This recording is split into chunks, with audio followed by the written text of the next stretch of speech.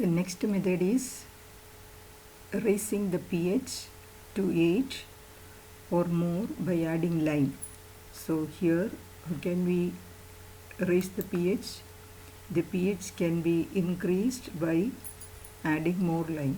So these are the solutions. So what are the solutions mentioned? It is reducing the sewage flow for a short duration, then reduce the suspended solids in the mixed liquor, then prolonged aeration and re-aeration of the return sludge, then chlorination, then application of hydrogen peroxide to control the formation of filamentous organisms and raise the pH to 8 or more by adding lime.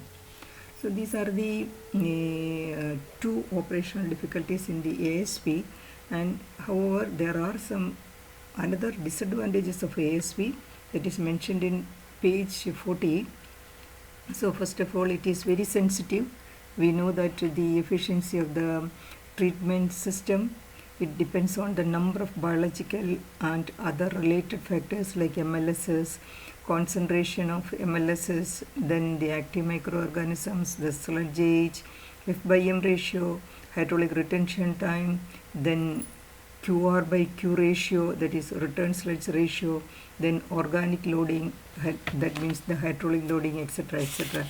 So that is one of the disadvantages. Then it is high cost of operation and maintenance. Since very skilled laborers are required for operation and maintenance, then power charges, everything will increase the cost of operation.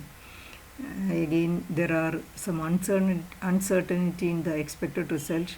We cannot expect a result because of the biological actions taking place in the reactor.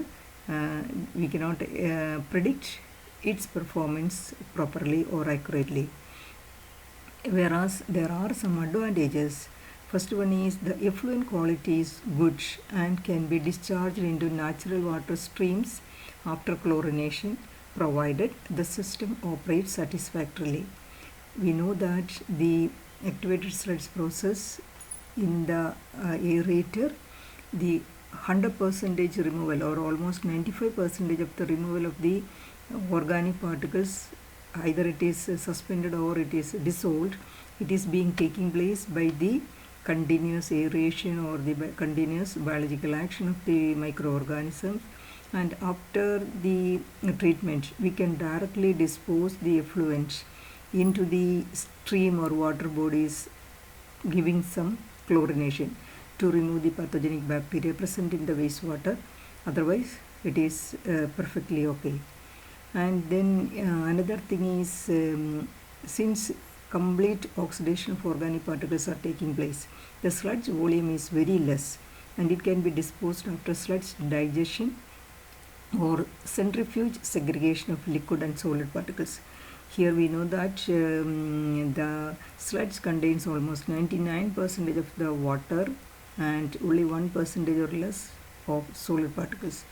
When we dispose the sludge into the sludge digestion tank, there the sludge is further decomposed or further reacting, and we are getting a very small quantity of inert particles which we can dispose it as a manure.